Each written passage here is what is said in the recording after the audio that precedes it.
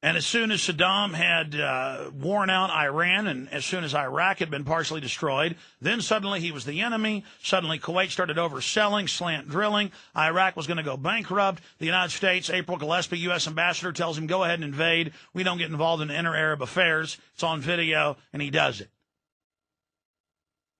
Then he miscalculates, thinking he was trained since he was a young man by the CIA, that everything will be okay, and it wasn't okay. And years later, they go in, take over it again, and kill him. Now, that's treachery. That's duplicity. And that's also chess, ladies and gentlemen, but not this two-sided chess. It's more like 50-sided chess. There's dozens and dozens of different factions, but there's the big Anglo-American faction. And it's intertied with the Chinese faction, the Japanese faction, and the Russian faction, and the Latin American faction. It's the biggest faction. It's a merger of the Anglo-American power with the Rothschilds. And they write big CIA books on this. So, you know, the CIA and the State Department higher-ups have to have real documentation on how the world works, not what they feed the dumbed-down mass. And one of those books, 900-plus pages, commissioned by the CIA, is Tragedy and Hope by the head of Georgetown Political Science, Professor Carroll Quigley. And he was given access to the private, corporate, world corporate states, the Cecil Rhodes, Saxe-Coburg, Gotha files. And he explains left and right is controlled, communist, fascist is controlled, how the whole thing works.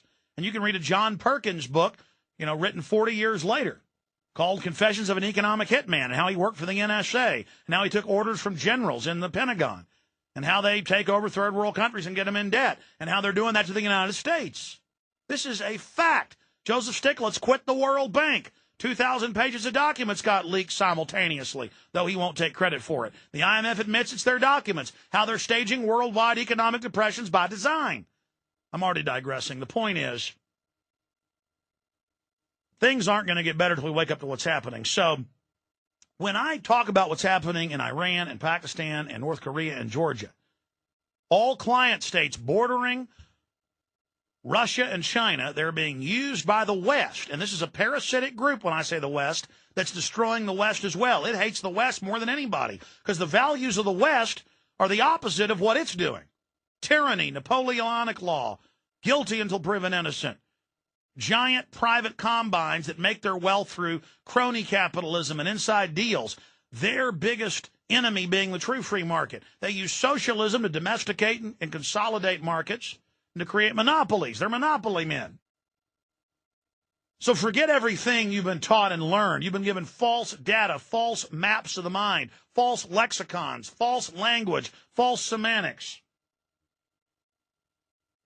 If you want to stop being gamed and being laughed at, learn how the world really works on record.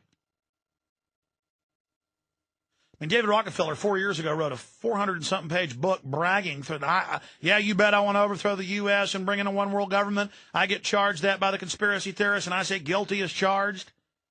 They all write books.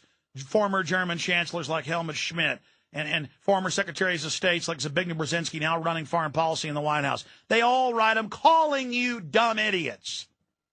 Laughing, going, the dumb idiots will never read this, and we own the media, and they'll never see it. This is just our own private laugh. Ha, ha, ha, ha! It's so funny.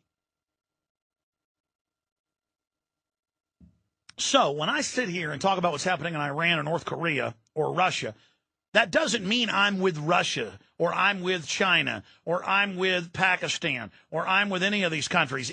Human nature is the same. These are all corrupt elites as well. And if they had the power and the slickness of the British political mind merged up with the banking houses of the Rothschilds, if they had that shrewd aplomb and that diabolic equations of just incredibly wicked logic, then they would be in control. You understand? But it's all cold-blooded. It's all evil. The Iran leadership, corrupt and evil. The Russian leadership, corrupt and evil. The United States leadership, corrupt and evil. The Israeli leadership, corrupt and evil. The Saudi Arabian leadership, corrupt and evil. This is the paradigm I'm trying to explain to people, the real paradigm. And as long as they can all play different countries and different religions off against each other, the corrupt elites, the society of rogues, the society of con men, using sociology and psychology, will continue to stay in power. And their mindset is one of disdain and hatred for humanity, one of eugenics, one of population reduction. That's what they all hold in common, is their sadomasochistic, psychopathic behavior. They are all have the same spirit, the same mind, the same idea, whether they're Chinese or Jewish, whether they're German or Italian, whether they're Mexican or Inuit. And they get their power by playing us off against each other. And many of them are actually at each other's throats. North Korea is a great example of just out-and-out ancient tyranny, a Dark Ages state run by hereditary dictators calling themselves communist. I mean, if Kirk Watson was ever able to become president, the state senator here, who was just a mayor, he'd end up having his grandson in military garb running around. I mean, he's already snatching land and trying to pass CPS bills where they can take your kids with no due process. It's the same thing. If Lenin could have stayed in power forever, he'd have his great-grandson in power right now. This is what monarchy is. That's a monarchy. In fact, internally, there's been unauthorized biographies written by people that worked in the private centers of Kim Jong-il. He is called the king, and his sons are called the princes. That's why the Queen of England makes me sick. She just had a great-great-great-great-great-great-great-great-great-great-grandpa who was a big fat Kim Jong-il murderer. Now she wears big gold crowns. We all bow down to her. It's disgusting. I guess if there's 20 generations of Kim Jong-ils, I guess we'll bow down and worship them. I'm gonna keep explaining this, and your calls are coming up in about 20 minutes in the next hour. But I want to break down geopolitically what's happening and then get into a bunch of other news. But your calls are coming up. So I'm going to break this down, the key, when we get back. We are back live, and that is the intro to a video that's had millions of views online at YouTube alone, the final push for world government, and then it gets into about a 5-minute clip with myself and others. Very well done by that director. That was the voice of Carl Sagan there at the beginning, and that's powerful audio, but even more powerful video, so that's the final push for world government. Okay, let me just simplify this because of time, because I want to get to Robert, George, Robert, and many others that are patiently holding 877-590-5525 coming up. So when I sit here and break down what's happening between nations, remember, it's an international group of private corporations bigger than most governments. Of the 100 biggest economies, over 50, I'd always say 49, now it's 52. Last time I saw the government numbers on that, 52 of the world's biggest economies aren't countries, they're companies. People say, oh, well, let Walmart say you got to give an ID, and they register you when you buy ammo now, and then, of course, sell it to the feds, no doubt, a database of gun owners. Big deal, I'll buy it somewhere else. Yeah, but Walmart, soon there won't be anything else. Notice how they make more and more money as the economy implodes more and more. This is the parasite economy. This is the cannibal economy. But side issue.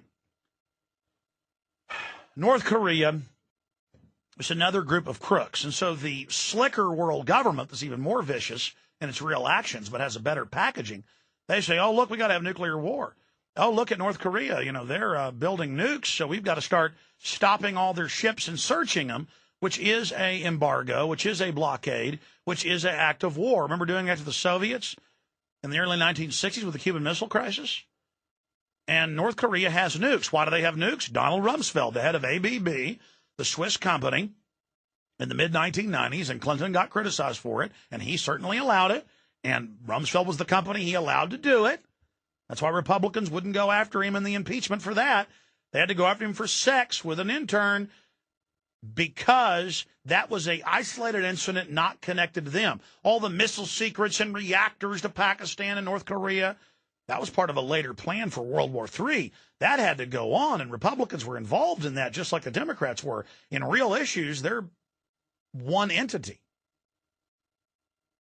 So, see, now the thug is on the verge of dying. He admits he's had strokes. He's very close to dying. They can barely prop him up. They say he could be dead in months.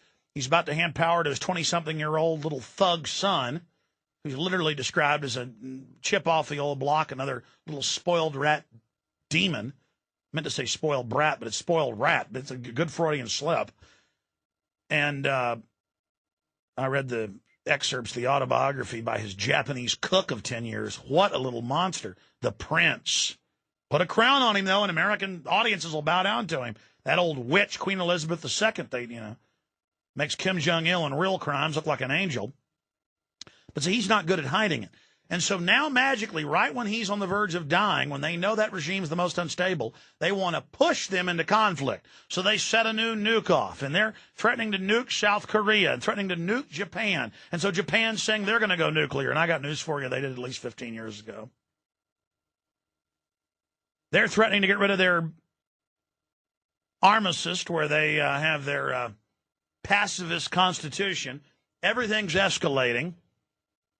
Meanwhile, the United States helped arm AQCon Laboratories. W199I got declassified by the BBC with Bill Clinton and then George Bush Sr. reauthorizing it.